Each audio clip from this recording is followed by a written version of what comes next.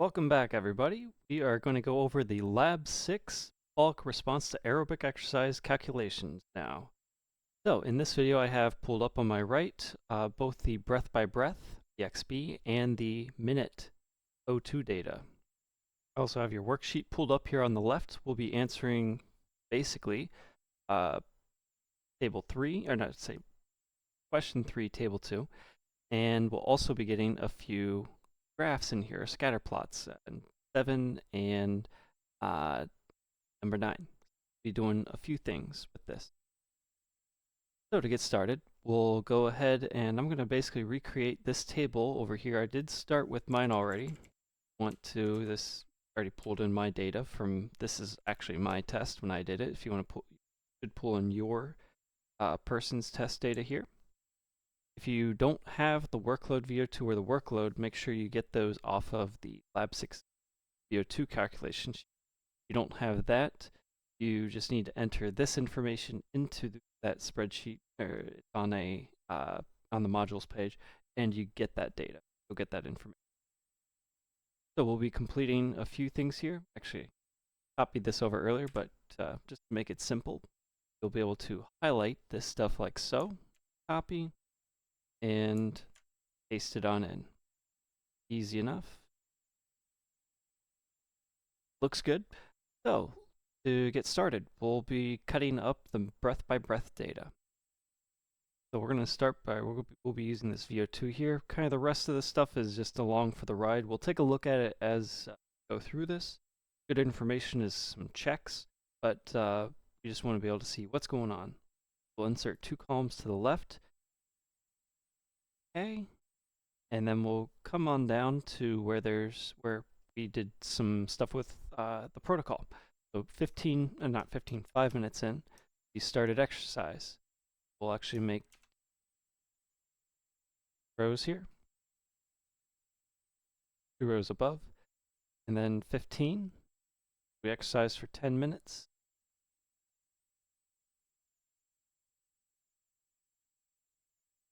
20,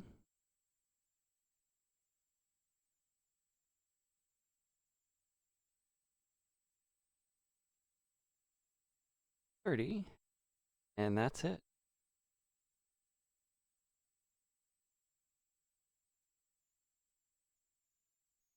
Cool. And then we also need the resting VO2. This will be for our fast component of fast epoch, sorry. So for this, we'll just take the average of that last couple minutes of rest, not exercise. So here we got 2 minutes worth. We can do 3. Why not? We can do 3 minutes worth. Okay, so for me, 0.442 change. Yours should be similar to that. Might be lower. Mine's a little high. Maybe I was a little anxious for the test. Who knows? Cool. So for O2 deficit and epoch, we're going to be using our workload VO2 and our resting VO2 for determination of some differences and how low did it go? How low did O2 deficit go, and when did epoch reach basically O2 deficit? So taking a look at this, I want to know when my VO2 reached and passed 1.328. So I need to take a look at our minute data for that. Exercise began at 5, so 1.328 for me, at least for me, was 1.34 at about 8 minutes. So about 8 minutes, I'll see that I reached my O2 deficit. Thereafter, it'll actually start to increase or decrease, or O2 uptake's so high that it will actually decrease O2 deficit. So we want to make sure that only go up to the point where it's bottoming out. So 1.328, somewhere around, for me, 8 minutes.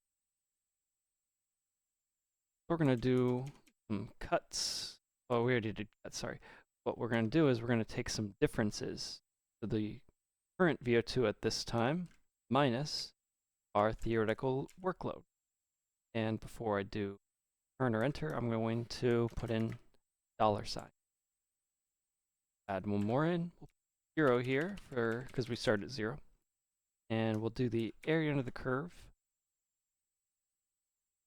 Is this plus this, so we're just finding the midpoint here, midpoint, dividing, we add the two numbers up and divide by 2, that's finding the midpoint, and then multiply by time difference between those two measurements. And lastly, add in previous number. In this case it starts at 0, but we need to make sure we point to that, not put in 0 itself. I need to see when this actually bottoms out. It's about 8 minutes in, thereabouts. Roll down until we reach 8. The bottom looks like 5.3, yeah, 0.535, give or take. 535. Awesome, and you don't have to do this on your own, I'm just going to show you. If I kept going all the way through, it starts to decrease, actually.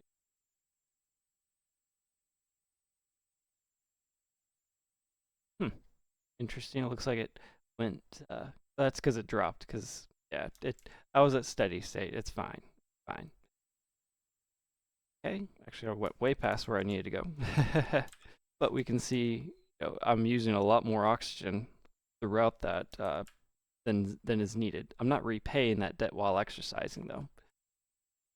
About 8 minutes in, 535.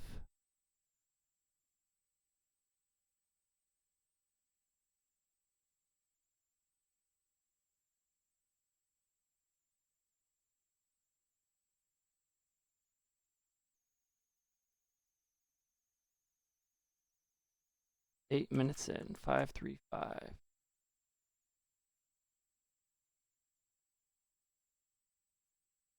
Oh, there we go.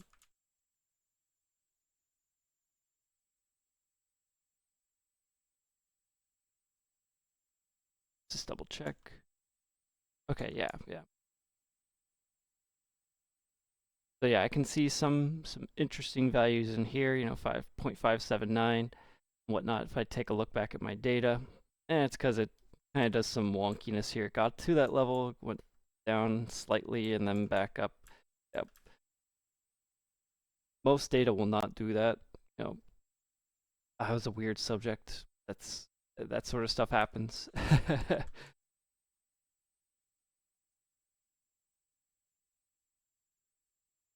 Okay, 535. There we go. Equals. If you didn't want to delete all that, you could use a minimum function, but this is fine. Equals 2, and we'll multiply by -5. Negative just to make it positive is all. Okay, and the time that this occurred, whoops, this minus that was about 2.215 minutes. Makes sense? 40%. Remember, we had phase 2 being 1.5. To reach steady state was 1.5 to about as long as 4 minutes or 5 minutes or so. And this is at 40%, so it shouldn't be much longer than that. Okay, and then we need to take care of epoch. Here we're going to, instead of subtracting from our exercise, we're going to subtract from rest. Same thing, add in those $signs. And then I'm going to actually borrow from that function above. What I did was on the area under the curve, copy that here, 0 here. And double check that everything works. Oh, yep, that works. Okay, now here is where things get interesting. I want to make sure that this area under the curve here too, I want to stop when we reach our O2 deficit amount, so 0.535. I want to stop when I reach that. Let's go back down. 535.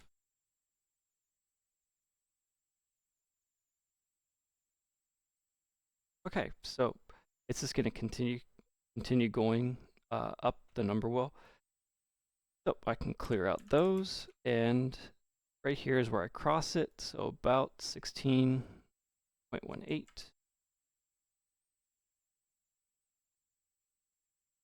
Make sure I put it in the right area.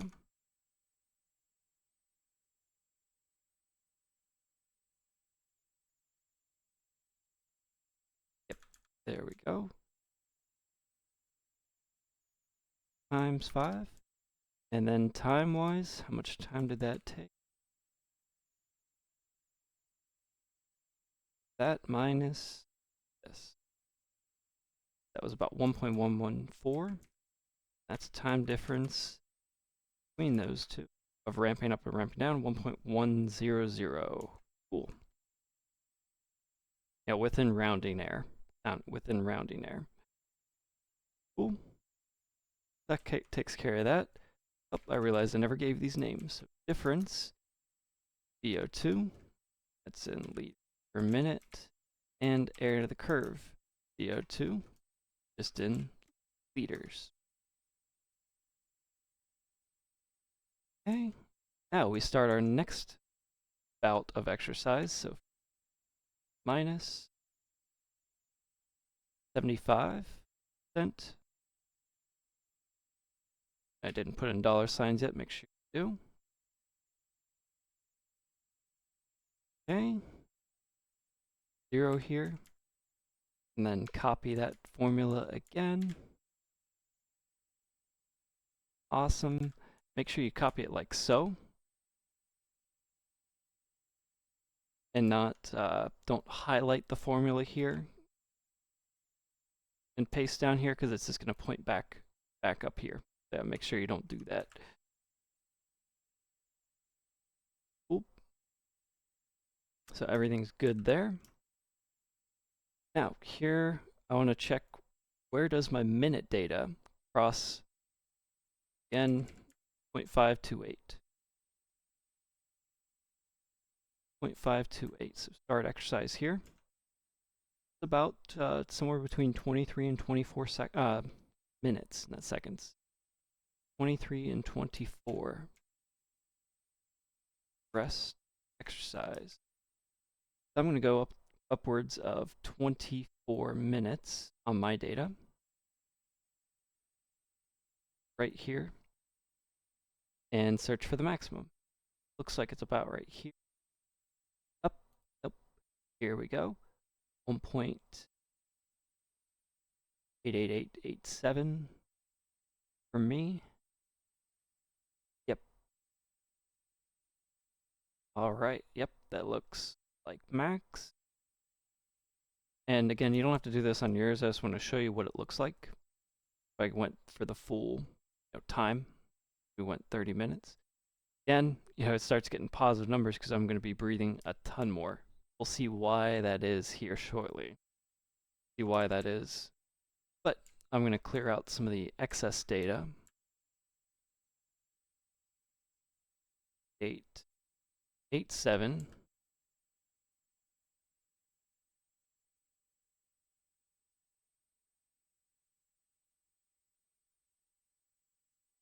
There we go.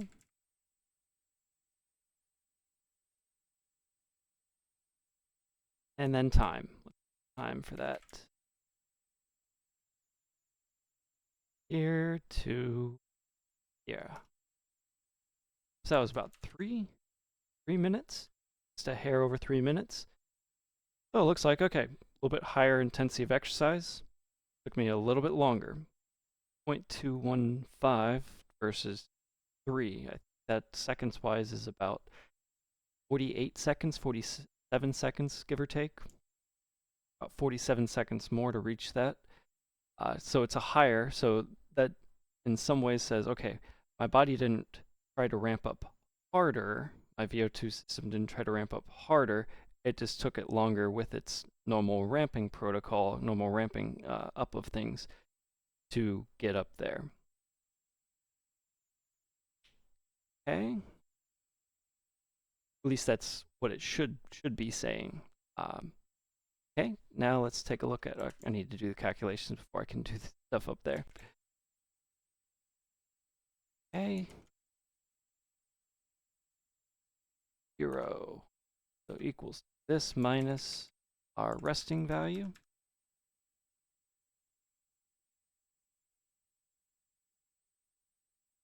And then we add in those dollar signs again. Copy that formula again. Double check, and we're good. Right here, I need to go to 1.889.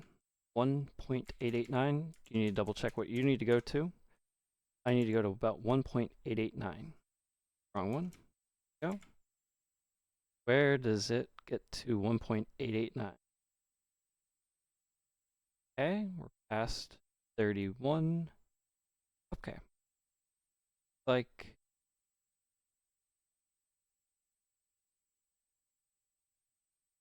right at 31. Yes.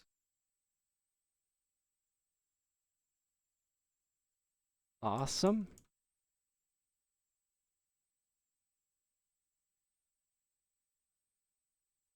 Grab that. Not that one. Here we go.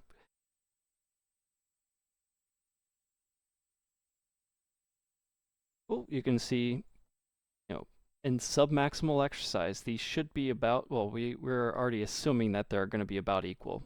The way we're doing things, we're already assuming they're going to be about equal. But, it took a lot more anaerobic energy. This is anaerobic energy to sustain that exercise. So a lot more needed to sustain that exercise. And it was for a little bit longer, just a little bit longer, but it was a lot more anaerobic energy expended during that period. Okay, and then we need to find the time.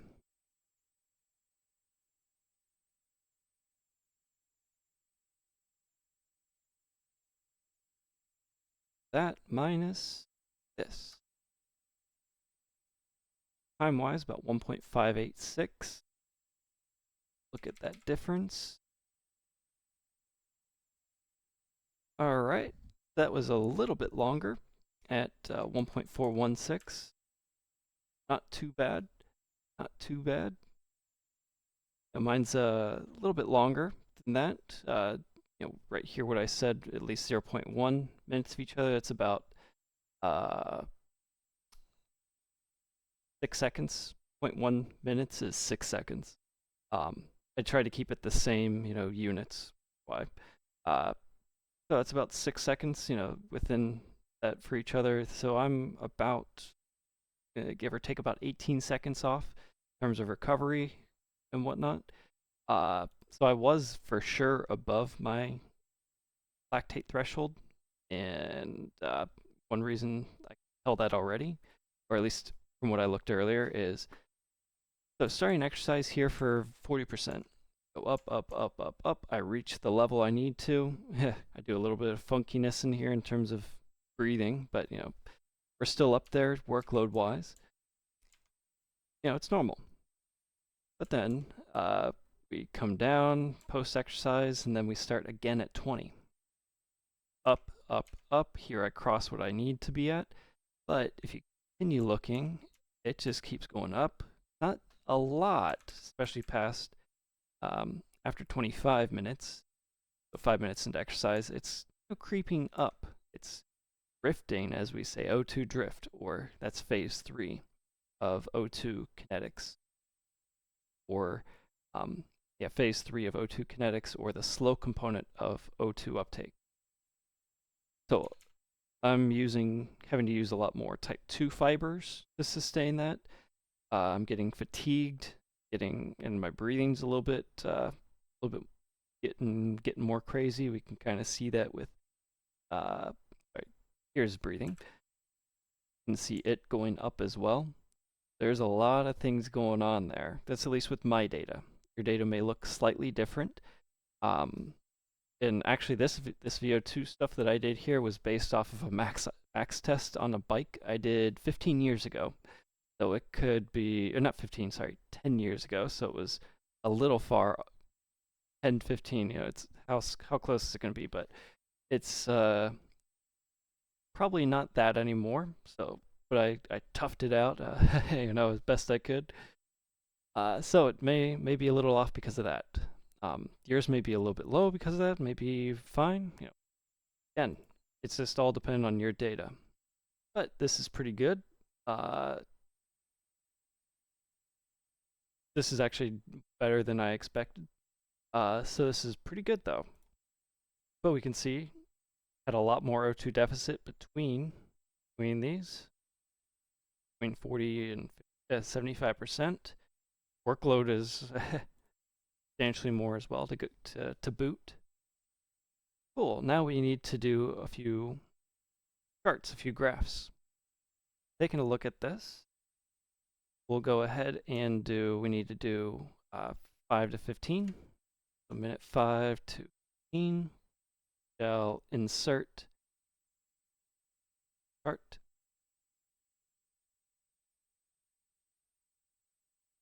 Axis that. Remove it from the Y. VO2.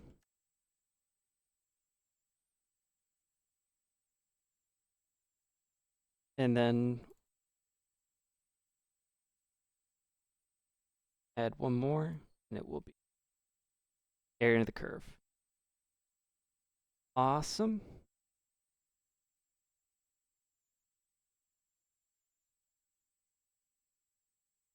Takes a little bit of a weird hop here, but not quite expected, but we can see what happens with things. It kind of took a weird drop there. Yep, we can see it in these few breaths here, especially in this one right here. A little bit of a weird drop, but it goes back up just fine. But what we see is right here, phase 1 thereabouts. We kind of put a tangent line out on that one. It goes straight out, pointing down here. But past that point, it takes a little bit more gentle of a slope up to steady state. And that's reflective in this area under the curve stuff. If we look at about here's just over about 30 seconds in. Here's 30 seconds in about. I can tell by about 0.5 is 30 seconds. 0.6 off the top of my head, that's got to be about 36 seconds in or so. 75 would be 8.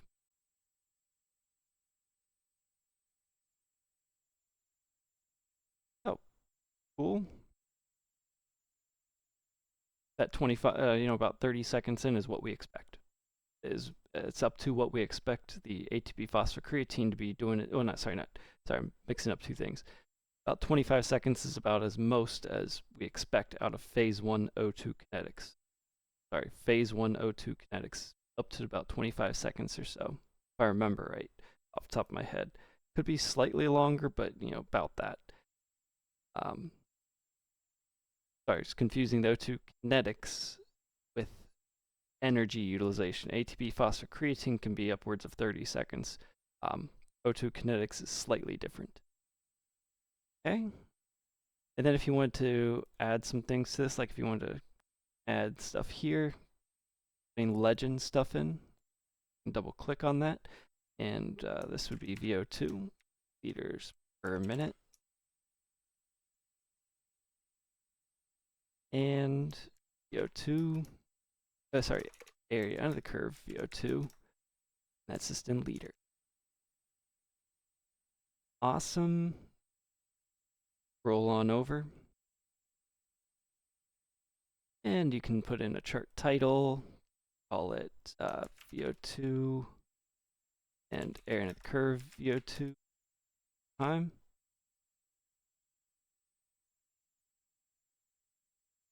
I'm going to do at percent VO2 max, something like that. That works pretty well. And here you can change horizontal time in minutes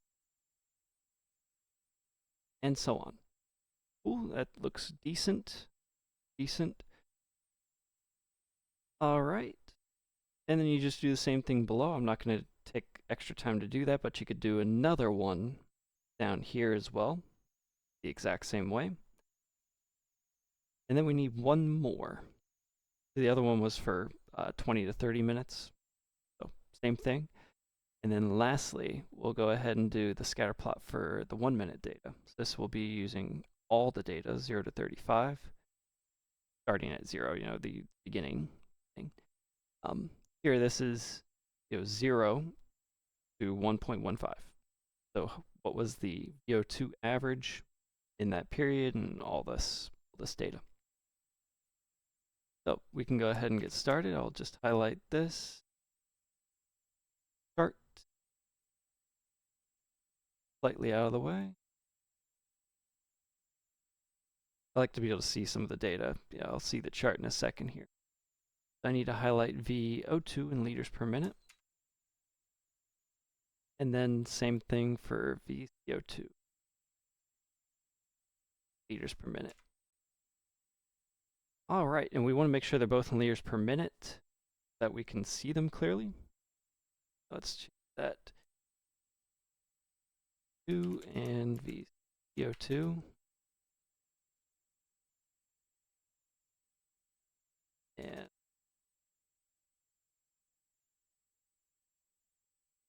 yeah, it's good enough. Blue O2 per minute. And the orange VCO2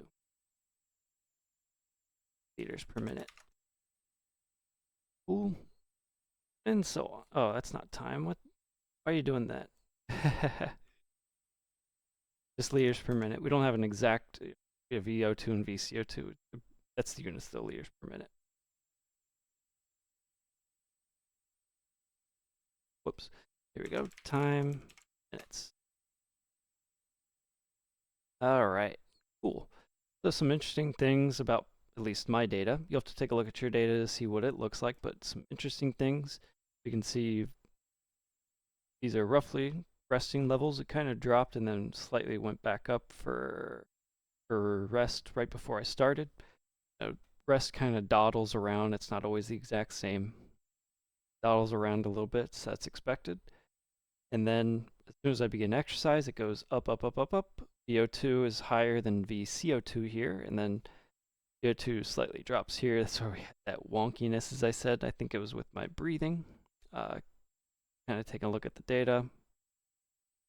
Right around that 7-8 minutes in. 7-8 minutes in. Let's see. Yep. For some reason, I was breathing a little bit faster. That's 16 breaths per minute, almost 17 versus 13, 15, and so on. So might have been over breathing, doing some weird stuff like that. Yeah, don't know why. It's just what I did. And then it was very steady. We can see this is very steady state, as we like to say, for the rest of exercise. And then post-exercise, we stop exercise, 15 minutes, comes crashing down. The VO2 and VCO2 come down, but VO2 is going down faster than VCO2. Okay, and that's why if we just took a look at RER and see post-exercise 15, 16, 17, 18 minutes in is actually RER goes up. It's like, what's going on here? That's expected, but it's not like, and this is why we don't use post-exercise RER for determination of VO2 max or anything like that, because things get, not weird, it's not the correct word, but they get to such a point that we're talking about recovery, not O2 utilization and VCO2 production. A little bit different, so we can't use it post-exercise for that, VO2 max type stuff. This is expected though. And then VCO2 starts dropping or returning to the same levels as VO2 pre-exercise. We only did 5 minutes of rest, so it may not get all the way down. Then at 20 minutes, we start exercise. It goes up, up, up, up, up. Here I have a small drop in my VO2. There is a reason for that. It was because my spit trap was full where we changed it. So that one is expected, unfortunately, for better or for worse. And then continued on from there, but my VCO2, whoa, it goes way up. We take a look at the data, starts kind of blocking it. Take a look at some of the data. We can see my RER is really high, 1.1. What am I doing? For 2 full minutes and then comes back down. Post-exercise goes up again. But we can see my respiration rate was really wonky. Really wonky. Went up, up, up, up, up, and then down, and then back up. It was like, what are you doing? I don't know why it went down. Again, I just breathed how I normally, however I was breathing. Maybe I was overthinking it. Who knows? But VO2, it reaches the level of O2 required. That was about 24 minutes in. About 24 minutes in, right about here-ish. And then it continues to go up. We can see it slowly drifting on up. Cool. And then post-exercise, VO2 crashing hard. The CO2, it's going down as well, but not quite as fast. And that's why you get those really large RER numbers, because there's separation between these two.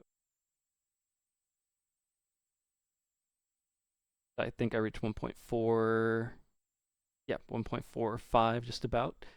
Again, I was probably using, because of the O2 drift, I was using a lot more type 2 muscle fibers, try to keep up with that workload, even though it's aerobic.